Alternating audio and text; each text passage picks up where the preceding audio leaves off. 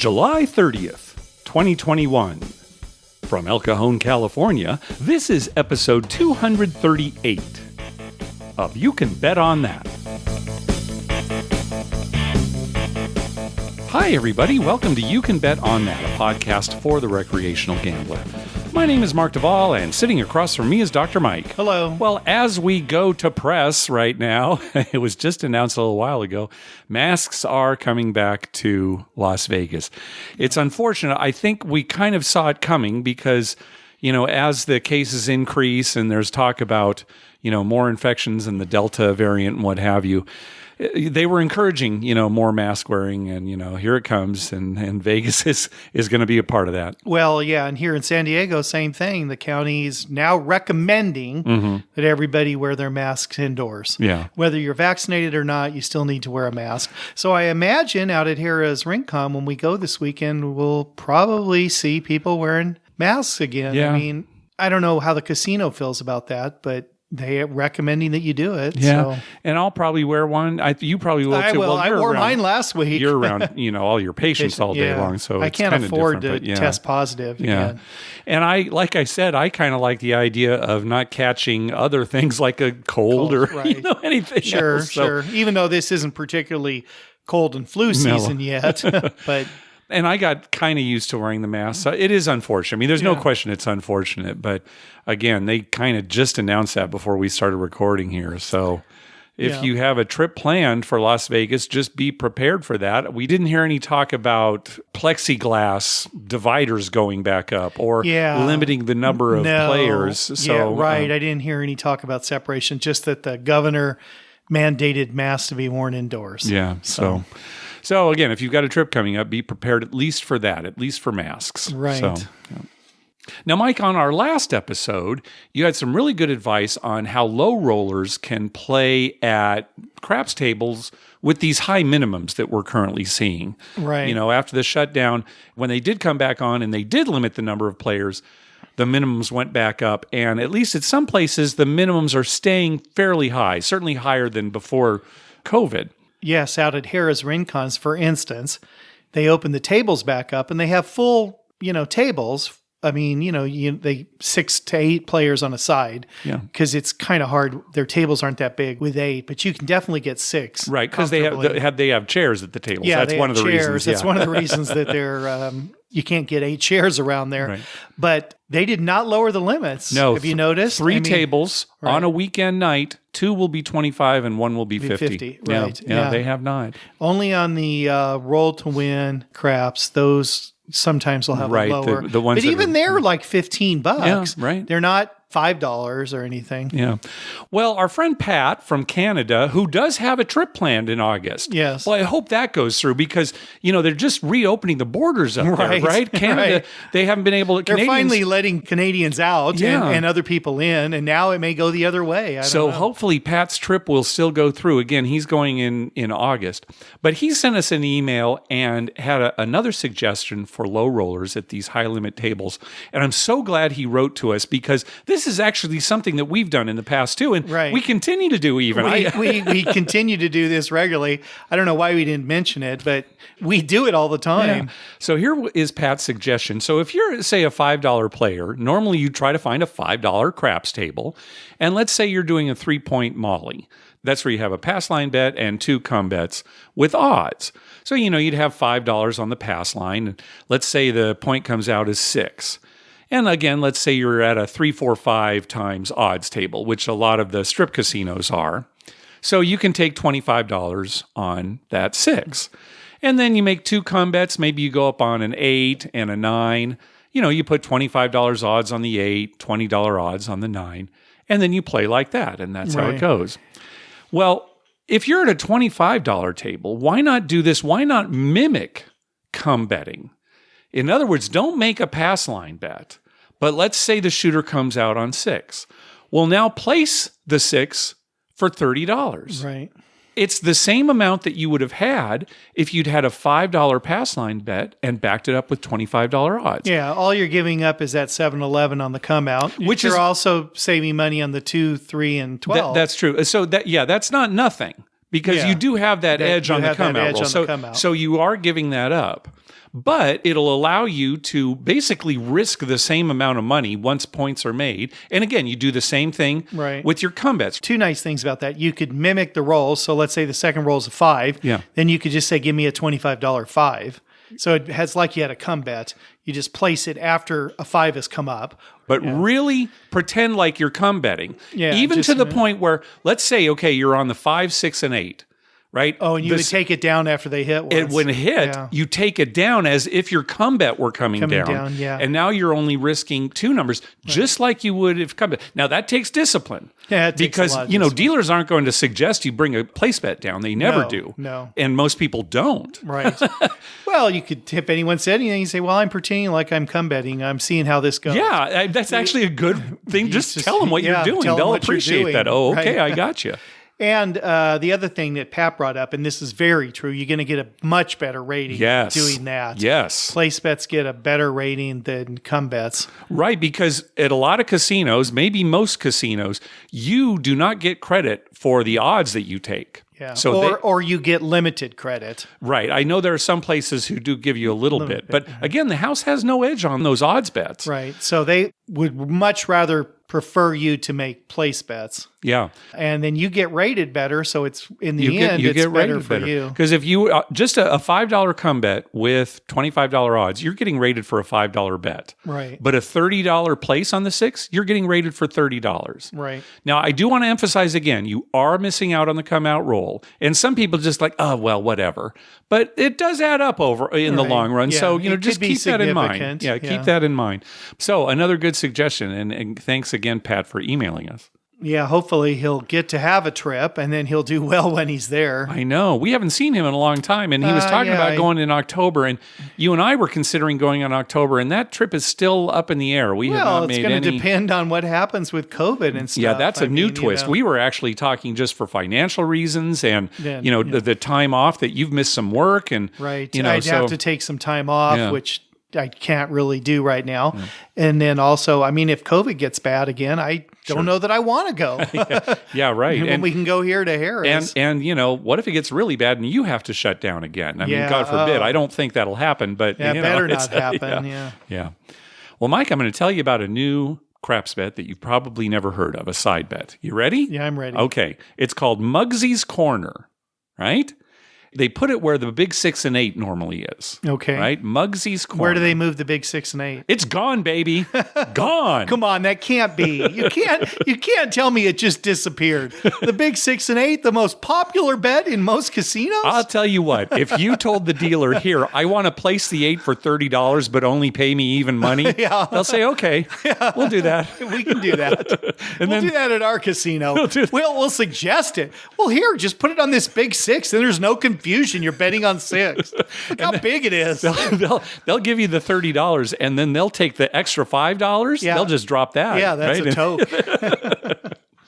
All right, Muggsy's Corner. So Heather Ferris from Vegas-Aces.com has a video on YouTube showing how the bet works. You make the bet on a come-out roll.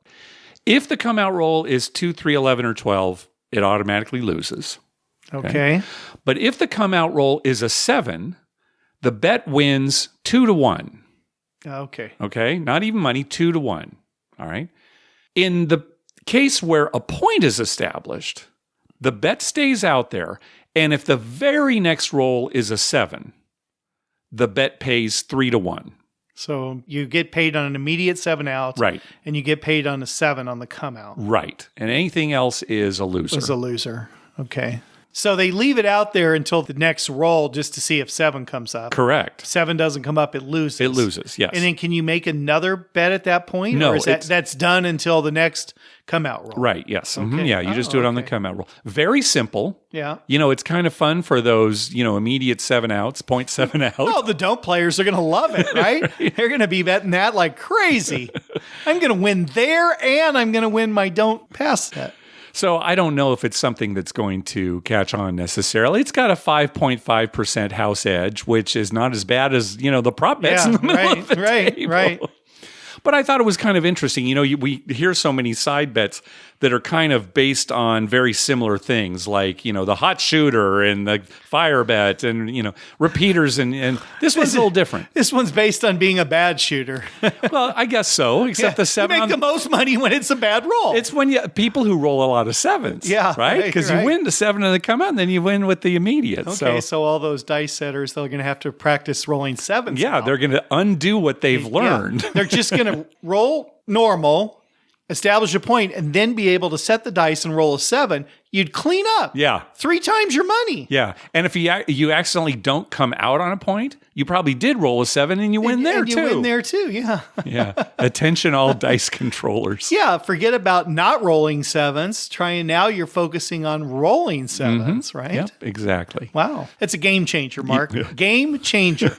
So, not at a lot of casinos yet, but this might be one that catches on. I don't know. It doesn't have the excitement that most side bets. That's the problem, right? Is most of the side bets 7 out, line away. It's big. Pay Muggsy's corner. 3 to 1. That's gonna be Here's your $15, sir. Yeah, what do you think the limit on that's going to be? That's a good question. I don't know. Is it going to be the table limit? Or, you know, like on a $25 table, you can make a $5 hardway bet. Yeah. Is it going to be just $5 there? You got to bet $25? That's a good question. I don't know what the minimum would be. Table max? Or the max. Or the max. I'd like to see, $2,500. Oh, great. I get, $7,500. Well, I'll put a link to Heather's video in our show notes so people can take a look. Seriously, I'd like to see the limits on that. Okay. That'd be interesting. I'll try to look into that. I don't know. I would think it'd be fairly closely tied to the table limits. Yeah, you would think. I mean, some guy gets lucky, gets a few immediate outs, he could clean up with make a $1,000 bet there. Yeah. I guess you'd have to, 1 in every 3 shooters would have to have an immediate out so you could. Well, but no, you win on the come out roll too. Yeah, it's you win on those right? 7s too. See? So. Hey, I kind of like this bet. Okay, I thought you might. We'll see how long it stays around. Well, that's the thing. We have to find it. So right. All right, let's talk craps just a little bit more. Now, listener Ann is going to Vegas in a couple weeks, and she wants to try out a modified version of the Iron Cross system for craps. She got the idea from Jeremy at the Color Up Craps YouTube channel, who in turn got it from Greg at the 555 Craps YouTube channel. A modified Iron Cross. So let's talk about a regular Iron Cross first of all.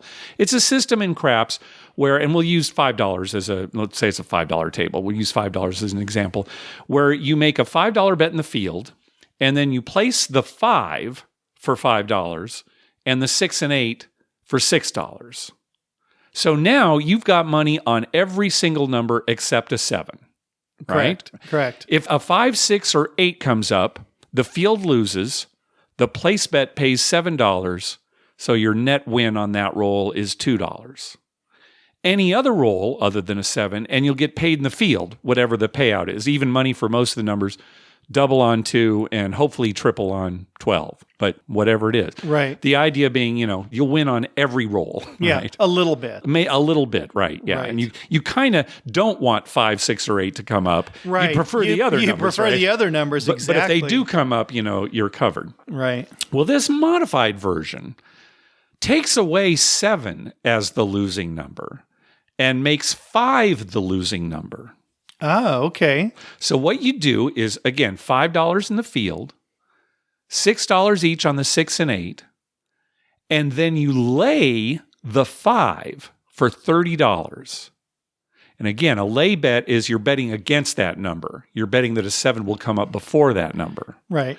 And if you make a $30 lay bet on the 5 and 7 comes up, that'll pay $20. Pays 2 to 3 plus VIG. They charge you VIG. It might be $1 up front. It might be only on wins, but we didn't mention that. But yeah, there's that $1 VIG. So, think of it this way, right? Okay, if a field roll comes up, again, you win the $5 or, double or triple. Right. 6 or 8 comes up, your profit is $2. Right. Right. If a 7 comes up, you lose $17, right? Your field and your 2 place bets. Right. But you win $20 on your lay bet against the 5. Right. So it's still a winner. So now it's exactly like I said, right? Every number winner is a winner except a 5. Right. Then that's a big killer. It is because, when the 5 comes up, you lose $30. Right. Which is a little bit more than the regular Iron Cross because in that you only lose $22. Right. The field and the 5 and the 6 and 8. Right. But keep in mind also 5 comes up less than 7. Right. There are only 4 ways to roll a 5, 6 ways to roll a 7. Right. So that's kind of the trade-off there. Kind of interesting. What do you think? If that floats your boat, then, and I guess go for it. I find the Iron Cross extremely boring. Well, see, that's the thing is neither one of us are really Iron Cross players. So we can't necessarily say that, we're attracted to this. But if we were... Oh, if you were, I would go with a $30 5. I think this would be a more enjoyable way to go because the 7 out... You're going to love those immediate outs. I mean, seriously, you're going to make money on those. Yeah, But... Yeah, the Iron Cross for me, Mark, is just... I'm the same way. It's just way too boring. How do you press on your Iron Cross? Well, I'll tell you, the Iron Cross is a system that helps you tread water. Right. As opposed to have big winds. It's a treading water system. Yeah. And there's nothing wrong with playing that way if you do enjoy it. I'm certainly not going to discourage anyone from doing it. No, and if you're on a limited budget and you want to sit at the table for 4 hours and either lose 100 or win 100, then Iron Cross probably the way to go. Yeah. Probably the way to go. Yeah. You're just not going to have any big wins. And you're probably not going to have too many big losses either. I mean, anything can happen, right? The dice can just, the guy, if we're betting One this guy way, just keeps rolling 5. Yeah, he gets stuck on 5, Well, I'll tell you what. There's a guy out at Harrah's that plays his Iron Cross, and it's not really an Iron Cross because what he does is he places every number. Oh, yeah.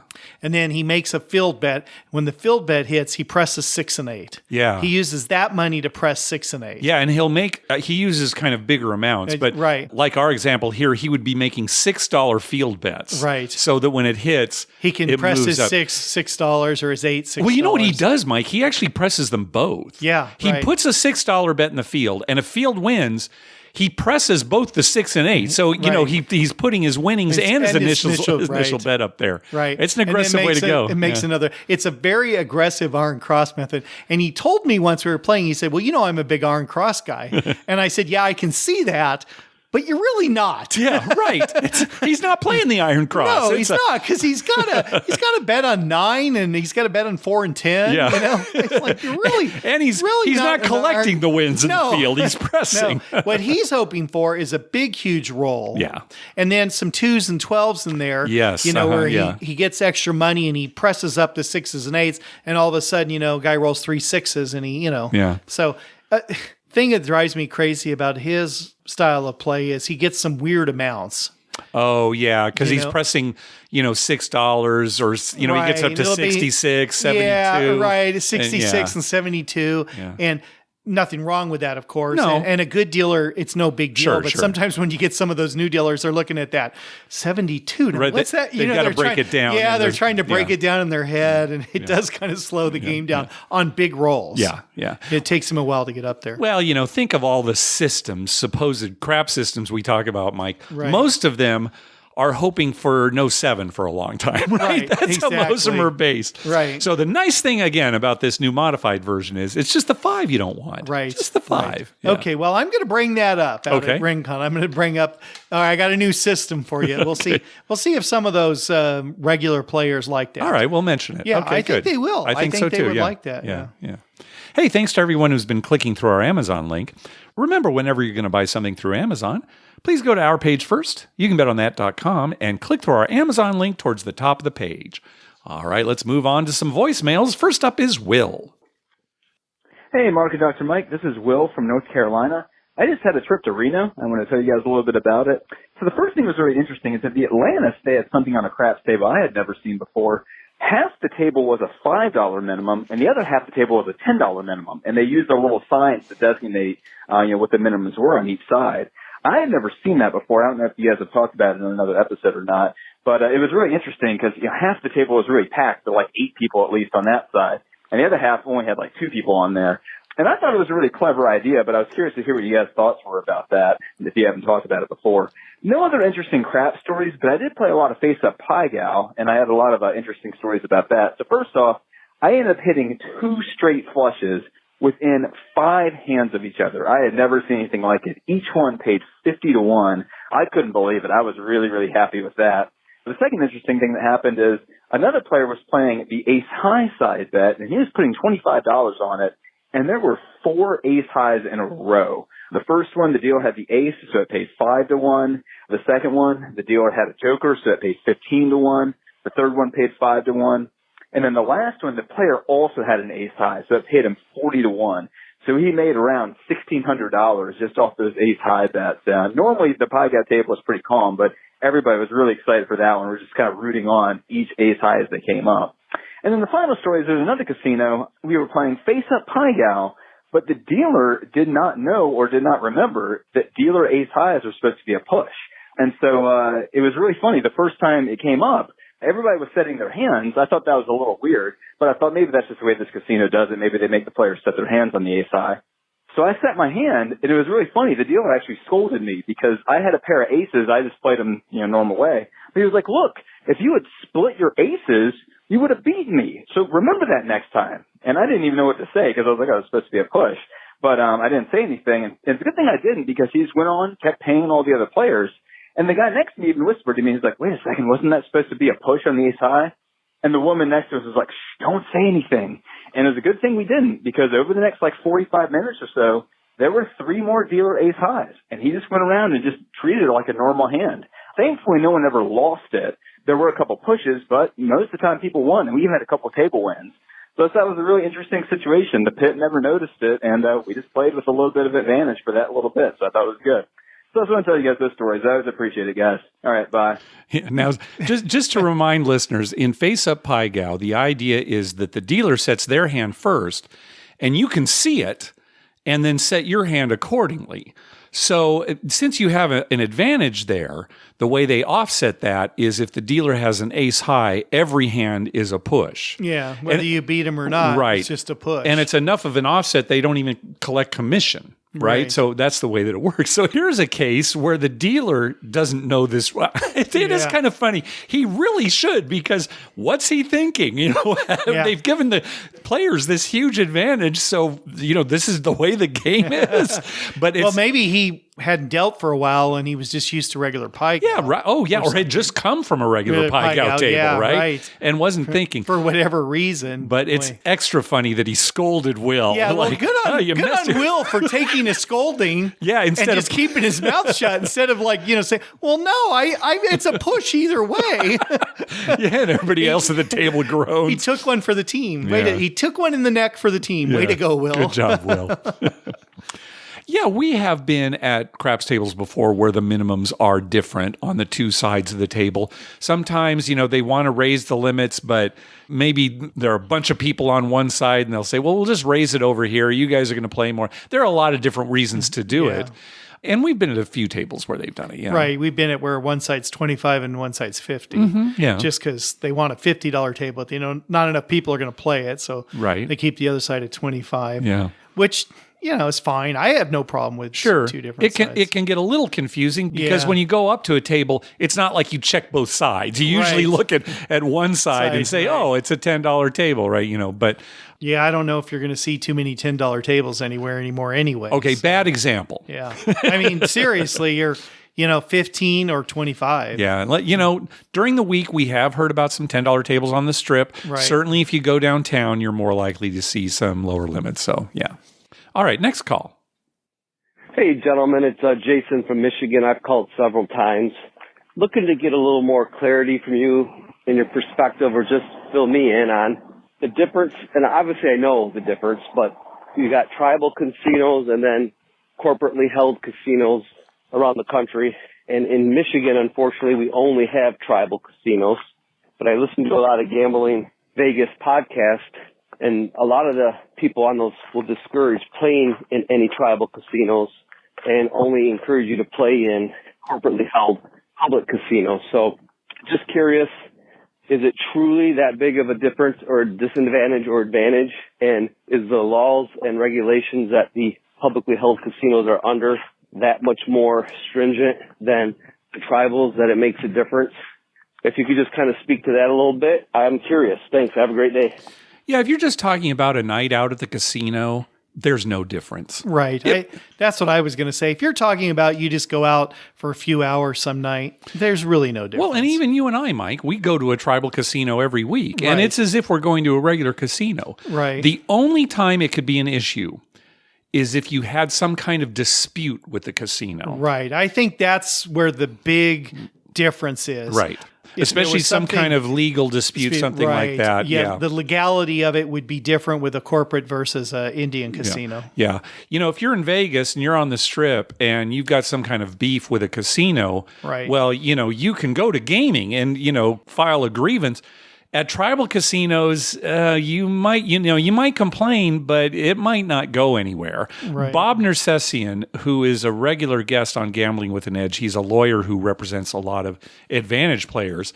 I'm not going to quote him exactly, but he basically says he won't touch tribal casino cases because, Right. you know, well, it's as just, an attorney, he knows he can't win those cases. you know, 'cause yeah, they, they pretty much have free range on what they do. Yeah, they yeah. set the rules. right, you know, sovereign nation, that kind of Right, thing. And what, right. you know, what are the laws? So again, the question is, no, if you're just going to have fun and go to the casino, there's no difference. There's no Yeah. difference. Yeah, the only thing is if you won something major and there was some dispute about whether you really won it or not. Yeah, or they didn't pay you, or they thought you were counting and roughed you up, or yeah, those would be the differences. But if you're not getting into any of that, you're a recreational gambler with a few $100s. I don't think it matters. No, not at all. Yeah. No.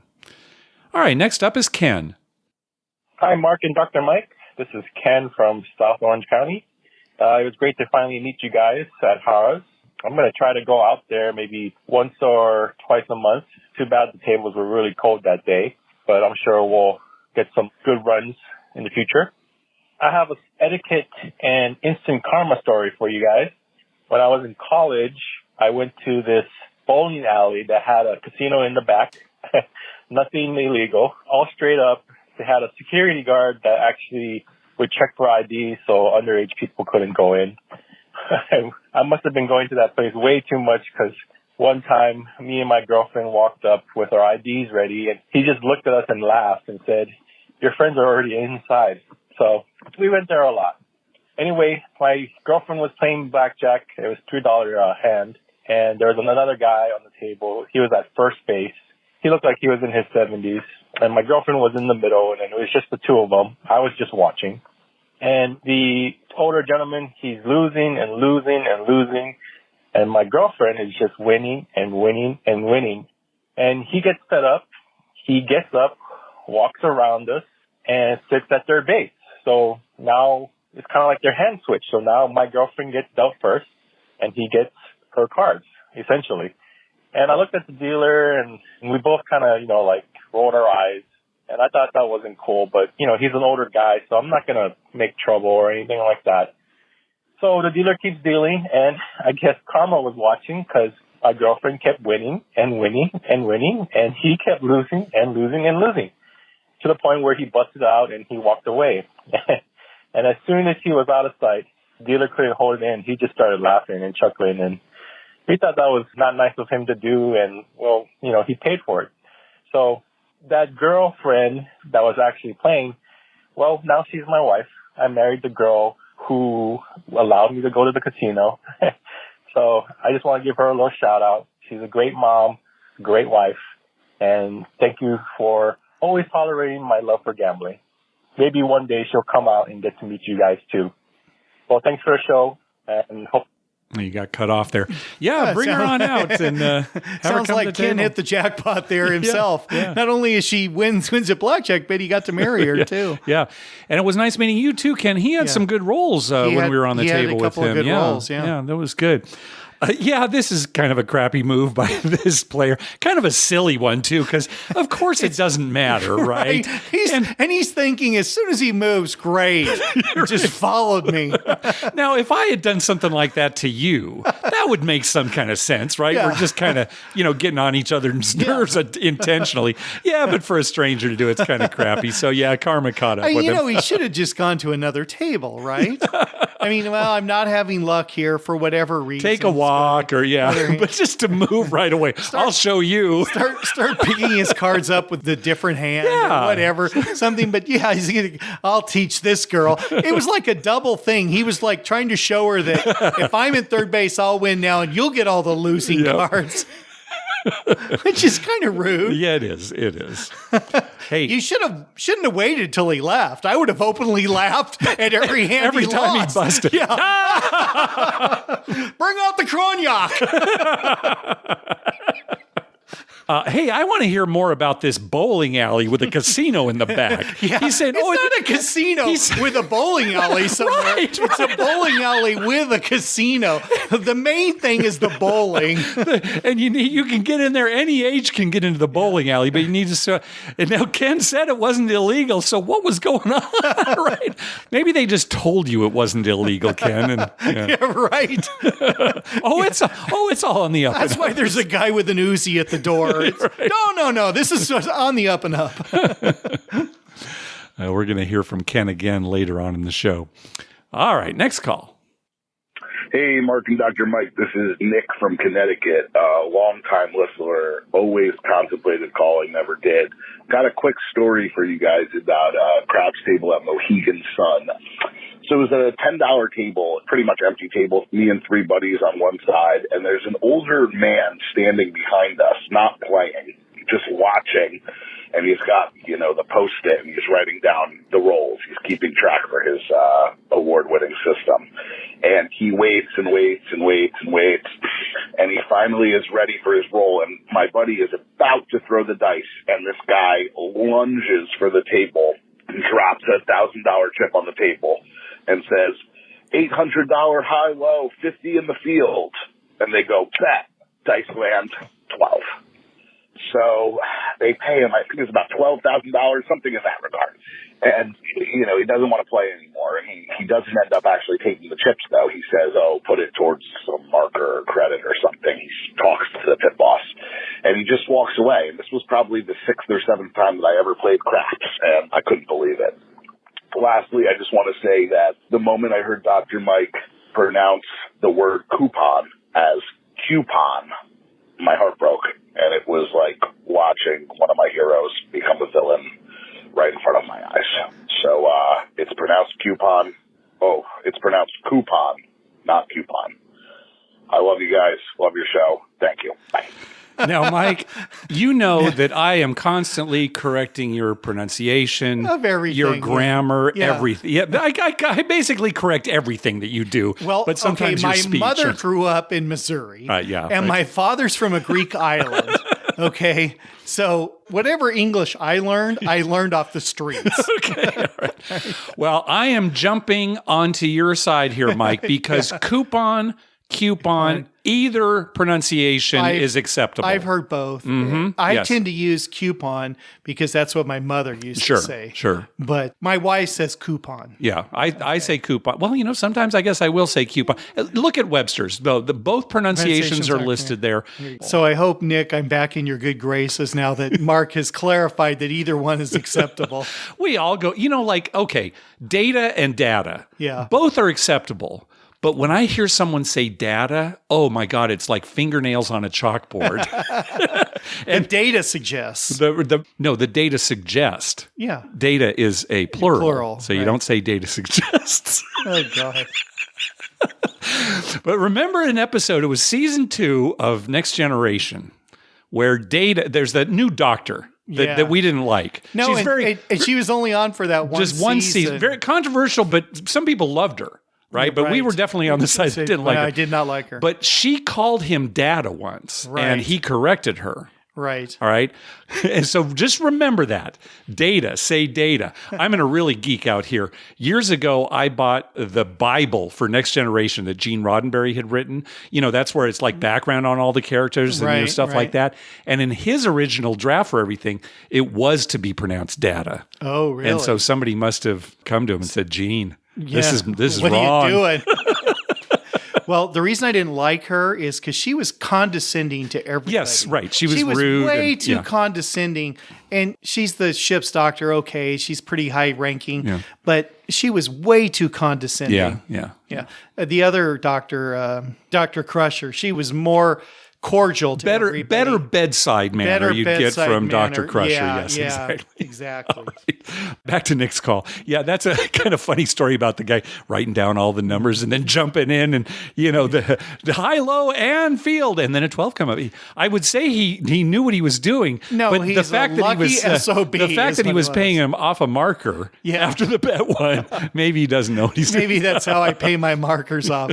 I just sense when a 12's Start coming. thinking of that, Mike. Yeah. Well, I don't have to anymore. Now I'm just going to make that Muggsy bet. Oh, the Muggsy. You mean the Iron Cross bet or the Muggsy bet? Muggsy bet. The Muggsy bet. Okay. Muggsy. Yeah. Hey, maybe they should have it at the Flamingo and call it the Muggsy bet. Yeah, and then get sued for copyright infringement or something, right? Because the bet's already whatever. Boy, we're really going off the rails here. Let's move on to the next call. Hi, gents. This is Peter, and I was at the Pepper Mill in Reno about a year ago, and I was playing video poker at a bar where I was having non-alcoholic beverage. That's important to the story. Just playing, basically quarter of a hand sort of thing. And then I noticed that the option of this particular game also had blackjack on it. I know the odds aren't great anyway, but I'm whiling away the time, earning my non-alcoholic beverage. So I went to blackjack. And something happened that got my attention, and I said, did that just happen? And so when I played again, I was a little bit more mindful. And when I pressed hold for my hand, I had something like a 19, and the dealer was showing a 6, and I pressed hold, the machine hit me. So I busted out, and I thought, did that just happen? And when I bust out, I double my money for the next one, and then double and double. And, when I'm playing quarter blackjack, that's easy to do. So now it's like the third time I do it, and that same scenario happens. I make sure I look at my finger, I look at the buttons, I look at the screen button. I was very mindful that I was choosing stay, and the machine hit me, and I busted out. So I went and got one of the video managers, whatever you want to call them, and she handed me $1 and said, well, play in front of me, and let's see what happens. And it took a couple hands for that same thing to happen. She immediately shut down the machine. She clicked out the ticket, said, thanks for letting me know, handed me the ticket of 25 cents that was left over. I lost under $5. Definitely in this game. You could switch it out for the free non-alcoholic beverage I got. But it's the principle of the thing. Should I have gone to somebody and asked for something a little bit more, like some kind of free play, something like that? I just felt like 25 cents for losing $3 to $4.50 would have been something nicer. What do you guys think? What's the etiquette here? Thanks a lot. Love the show. What's your personality, right? How much effort do you want to go to complain, to say that you lost? Although I think they should have given him like $5. Well, yeah, she should have. First of all, she should have done something. Yeah. And, I guess you should have said something at the time when she was just giving you 25 cents. I would have said, well, don't I get my $5 back since the machine was kind of ripping me off? Right. Or do I need to go to Gaming Commission? Yeah, right. Honestly, I mean, that's something the Gaming Commission, wait a minute, are all the, does this happen regularly? Yeah, sure. I mean, how many people notice this? But again, how much effort do you want to put into it for the amount of money you're talking about? And we certainly know people who would absolutely complain and try to get some more out of it even. Hey, I don't just want my $5 back. I want a free meal and, et cetera. Right. And then there's some who just, what's a proper etiquette? There really isn't. Well, I mean, this is just... As the pit person or the person in charge, I would have just said, well, how much did you put in originally? Yeah. And they said $5, $20, whatever. Okay, here you go. I'm going to give you $20 or $5. Yeah, or even in free play. Here, I'll give you 20 in free play. You lost $5. Here's 20 in free play. Here's 20 in free play. Sorry, the machine messed up. Shut it down. We'll figure it out. There must be a glitch. But how much stress can your personality take when it comes to complaining about stuff like that? So for me, zero. Yeah, for that amount of money. I just want to move on. Yeah. So don't feel bad. Although he is getting probably a watered down, well, he said it was a non-alcoholic drink, so it might have been, Pepsi from the gun or something. Yeah, well, that's what I'm thinking. You're getting watered down Pepsi from the gun, so maybe you deserve more than $5. Does swill qualify as a non-alcoholic beverage? I think that's non-alcoholic. Yeah, I guess it depends on how long it's been out. Okay. Yeah, that's a good point. They might charge for it if it's been out for a couple of days. This swill's a little fermented. We're gonna have to charge you for this. That's right. Cherry or no cherry. All right. Next up is David.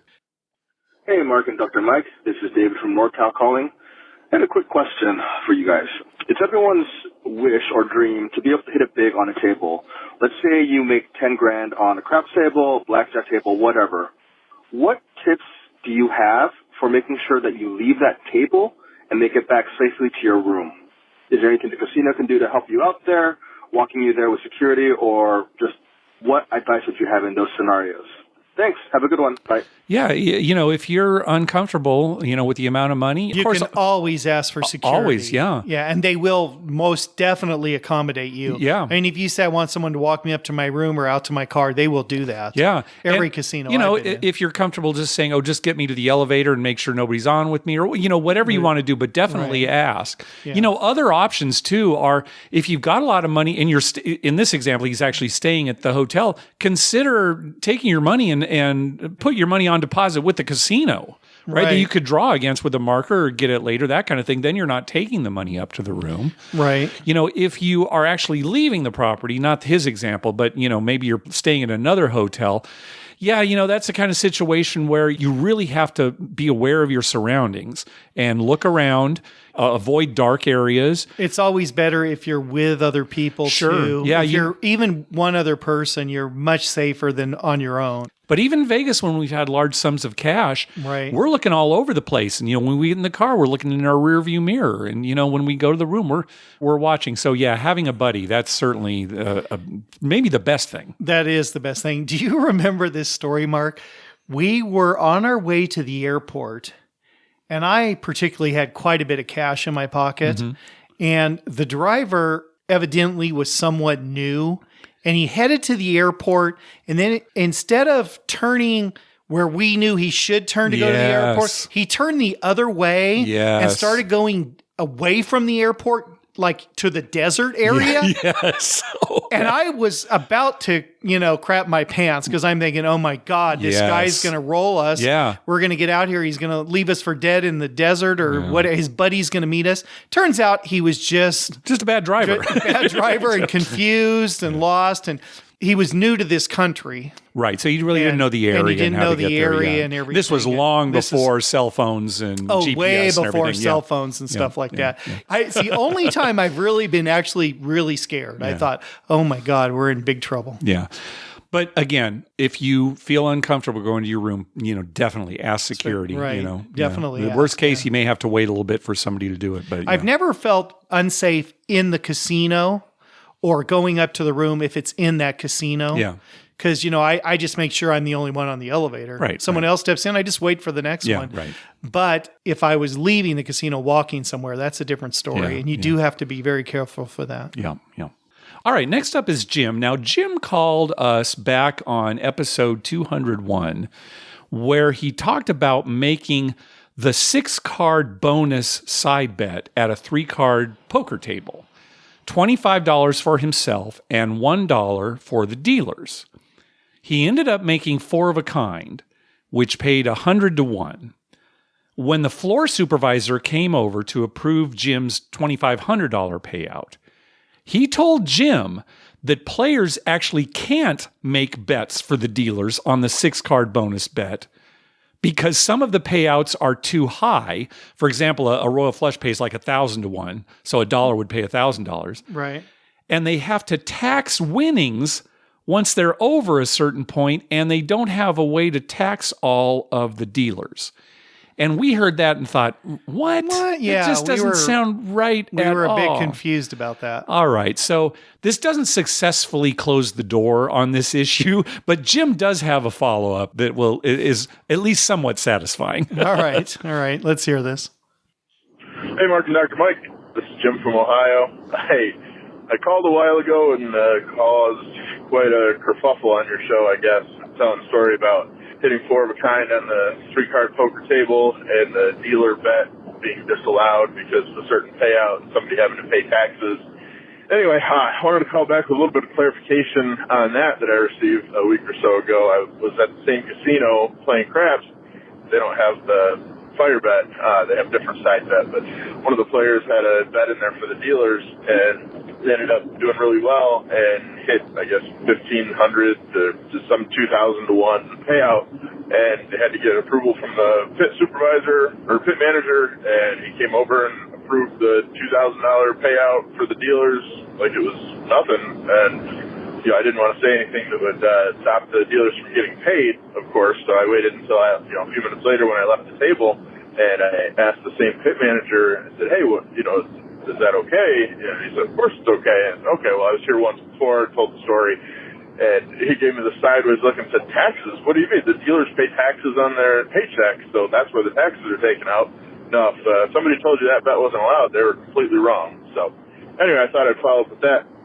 But the point of the call, I was listening to your last episode, and you were talking about a minimum buy-in at a craps table, and I have to say, I think that would be a great idea, especially with pandemic times. For a while there, we were down to 3 players per side on a craps table, and I can't tell you how many times I'd go to a casino and there'd be a wait list to get on a craps table, and I would see, somebody get to the rail and it's their turn, and this one guy in particular pulled out $45 to buy in on a $25 table, and he bet a $15 hard 10 and then had it turned off immediately, and he would stand there for 10 or 12 rolls with his one single $15 hard 10 bet turned off, and then he'd turn it on for 1 or 2 rolls, turn it back off. And I thought it was ridiculous that somebody could stand there with $15 in action once out of every 6 to 10 rolls and take up, 17% of their available slots for players. And I thought, minimum buy-in could eliminate or reduce some of that. So you can put me in the camp of being full. Take your time. Have a good day. Good luck on the tables. Okay, so his example there thanks, at the Jim. end, that did kind of make sense when casinos reopened right after the shutdown because, it was really prime real estate at the craps table and the blackjack tables. So I can understand a minimum buy-in during that time.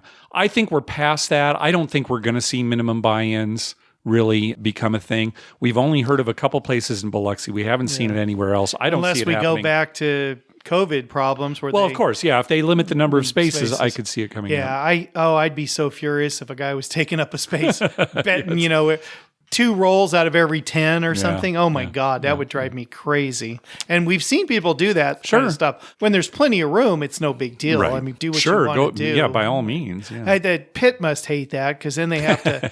What does he really bet when they're trying to rate him, trying to keep track of how much? Because when he's off, he has no action. Right. He's 0 rating, right? So right. That they must love a player like that.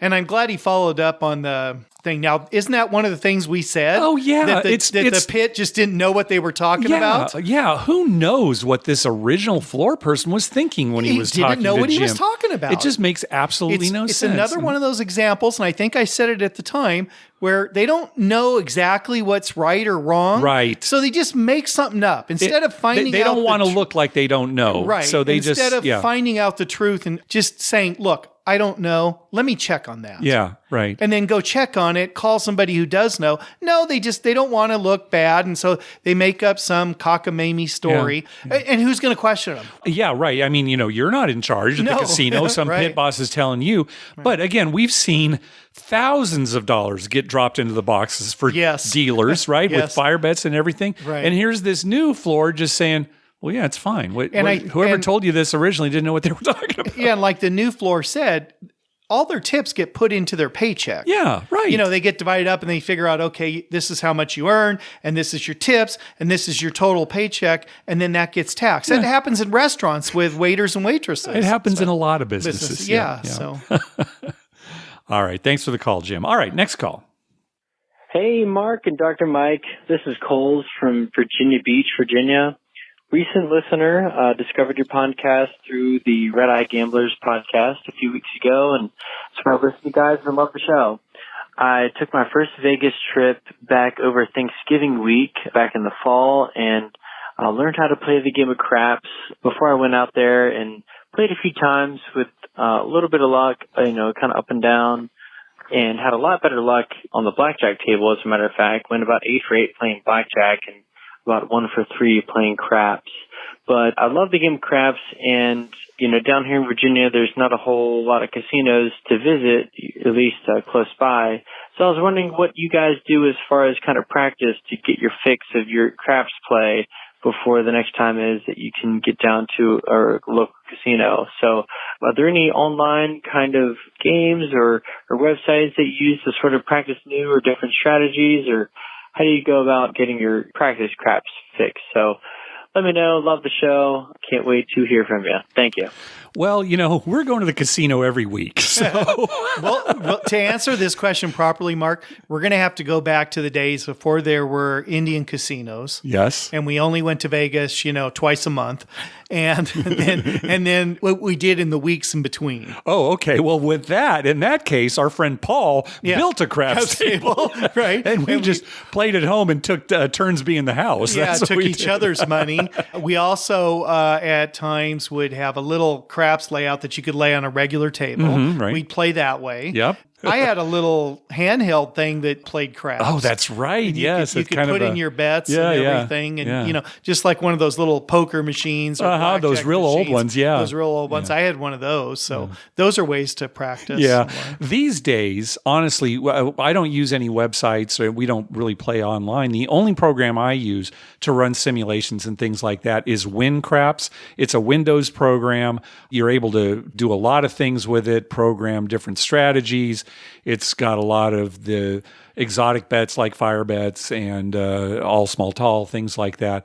But that's what I use. So, that's a way you can kind of just play for fun. My suggestion, if you really want to just practice and try different strategies out, is just buy yourself a little felt, which you can get in a lot of different places. Yeah. You can order one online. Yeah. I mean, you can get big ones, small ones. Nice ones, crappy ones. Yeah. And then just, get some cheap chips.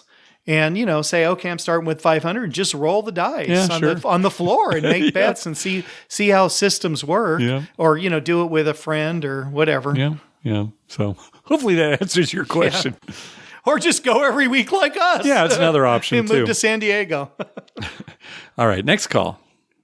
Hey, Mark and Dr. Mike. My name's Denver, and I live in Dallas. I'm just calling to report a trip from July 20th to the 23rd. 5 couples went. The wives went to go see Usher, and on that night, me and another buddy went on to the Mirage and got on a Crapless Craps table for $15. I played the Extreme for 60, which is the 2, 3, 11, and 12, and the pass line with double odds. I bought in for $800 and cashed out for $5,800. The extreme numbers just kept hitting. 6-1 on the 2 and 12, and 3-1 on the 3 and 11. I'd hit one and pressed it up $15. If it hit again, I'd go up to 100. Multiple times, at least one of those numbers would roll 3 times on a given shooter. I started on the table around 11 p.m. At 4:30 a.m., there were only 2 players left. I finally glanced at the table min plaque, and it read 100 minimum. I asked why, and they replied, "We're trying to shut this table down, but you two keep on winning." I appreciate they grandfathered us in.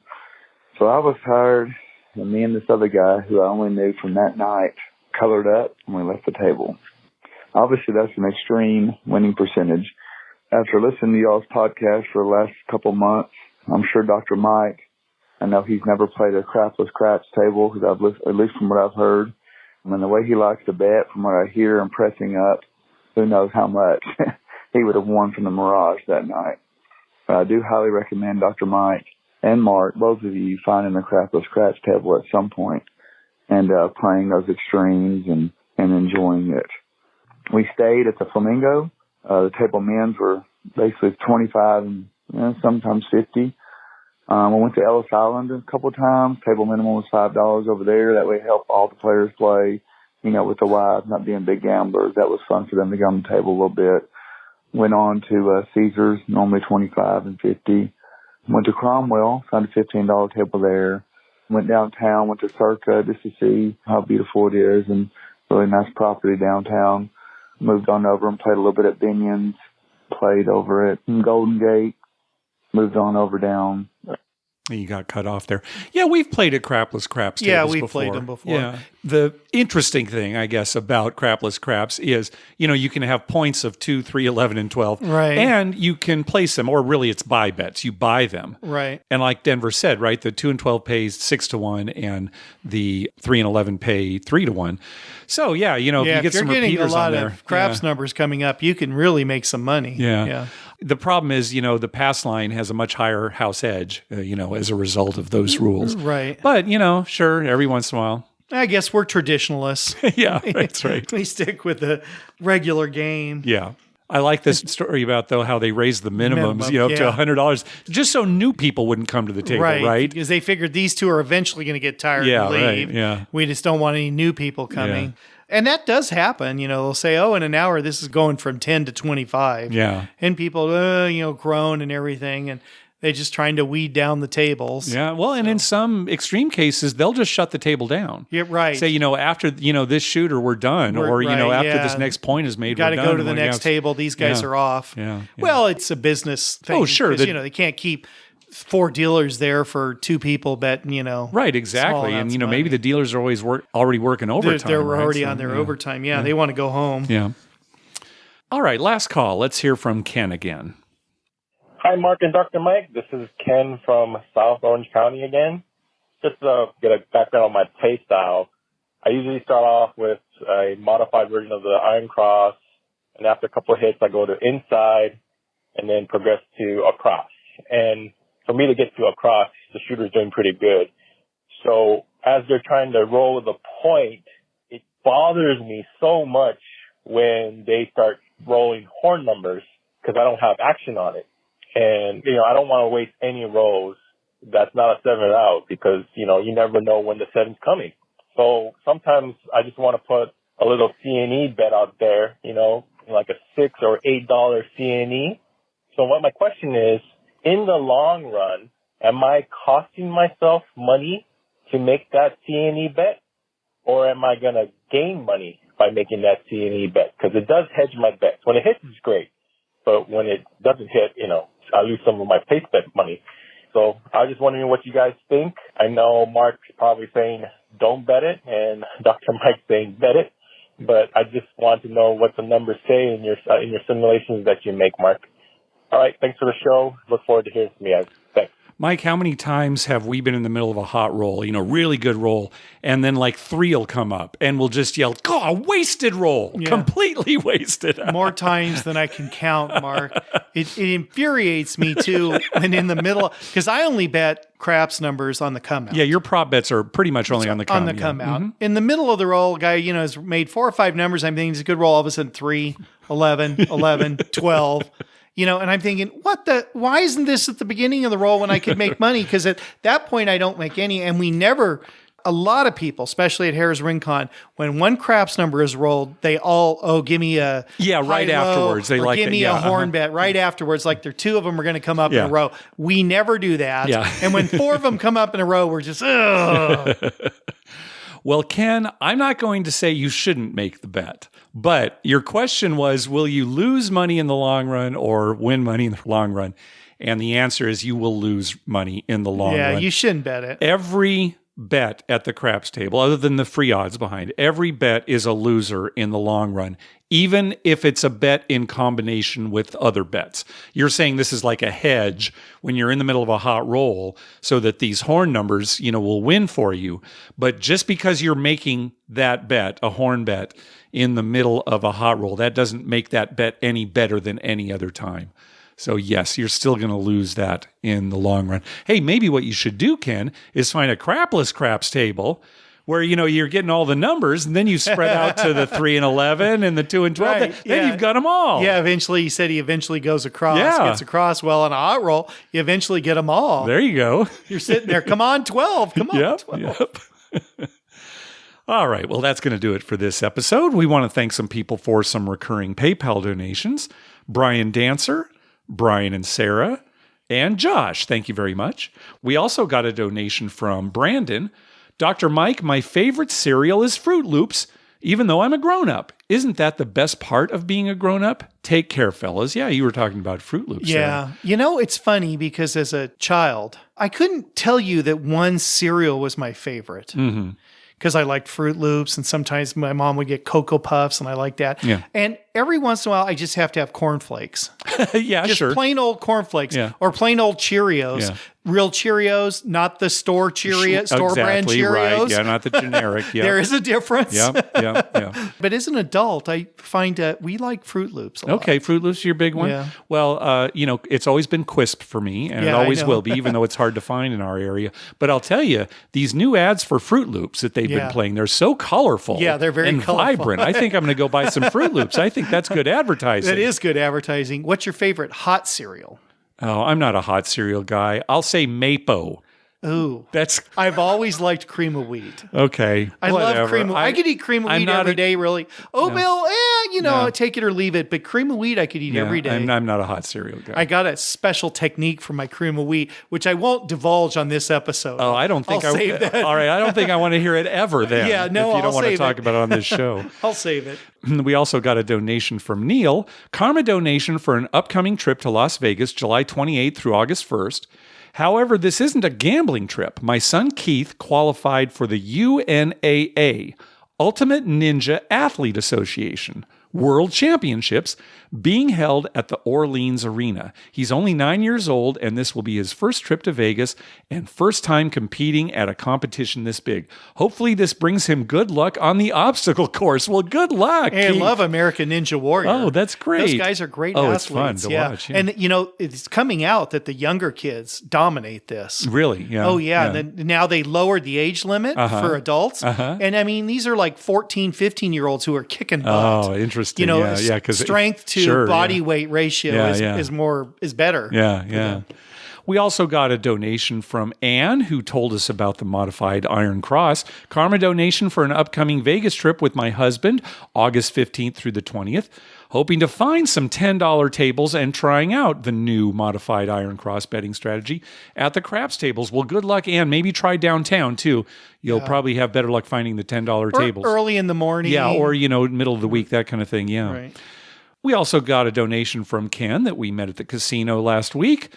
Here is a hard 6 or 8 for both of you. If it hits, parlay it. May the dice be nice. All right, so we got to do that. We'll take his donation. We're going to bet it this weekend. All right, very good. We also got a donation from Jay. Karma donation for upcoming Vegas trip. Started playing slots after your sister-in-law's episodes, and I've hit some jackpots at local casinos. Hoping to hit my first in Vegas. I still play plenty of craps too. Jay. All right. Well, thank you very much, Jay. Yep. And we also got a donation from Pat, our friend from Canada. Again, Pat, hope you have a great time in Vegas. August trip. Again, he hasn't been there in a couple of years because of the shutdown. Yeah. So hopefully he's able to go. We haven't seen a lot of people that we used to see, once a year at least, sometimes twice a year. Yeah. So now we're going to have to, hopefully things will get back. By the end of summer and October will be fine, and we'll have this big trip and everyone will come. Yep, I hope so. Hey, be sure to check out our TV listing showing all the gambling-related shows coming up within the next 2 weeks at youcanbetonthat.com/TV-listings and our list of gambling-related movies at youcanbetonthat.com/movies. We'd love to hear from you. Call our voicemail hotline at 951-292-4377. That's 9512-WAGERS. 9512-WAGERS. Or you can email us at youcanbetonThat@gmail.com. You can also follow us on Twitter at YouCanBetOnThat and on Facebook at facebook.com/YouCanBetOnThat. Finally, please go to your favorite podcast app and write a review of the show. We love getting your feedback. What do you got for us, Dr. Mike? Well, all I've got tonight, Mark, is that the trading deadline for baseball's coming up. Yes. And the Padres are trying as hard as they can to get Scherzer from the Washington Nationals. Mm-hmm. Yeah. And I would love it if they get him. That guy's a stud. Yeah. He's a great pitcher. Yep. But it looks like the Dodgers are going to land him. Yeah, okay. So the latest reports need. that I heard this afternoon, it looks like the Dodgers may be the team that signs him. Okay. And that would be the worst thing for the Padres. Judge Dave would be happy. Yeah. But we do not want him to go to the Dodgers because with him, the Dodgers will be more formidable than they already are. Yeah. And I still think they're going to win this division. Okay. Even though I think they're 3 games behind San Francisco as of right now.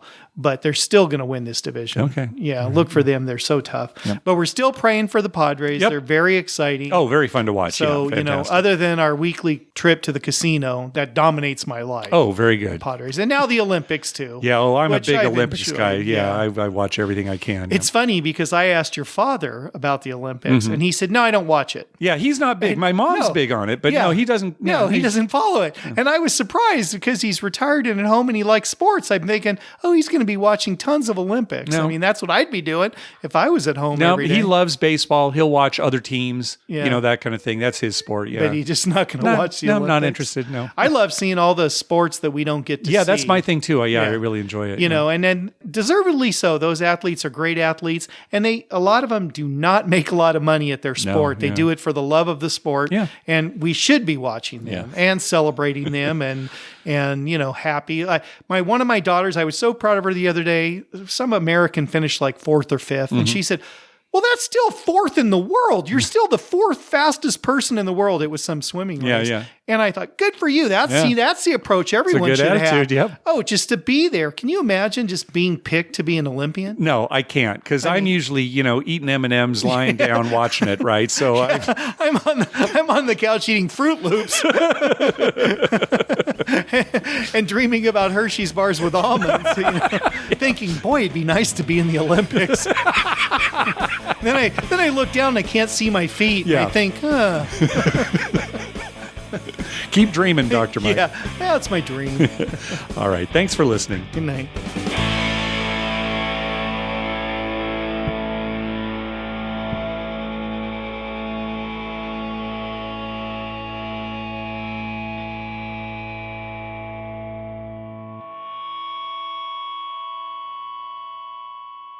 El Cajon?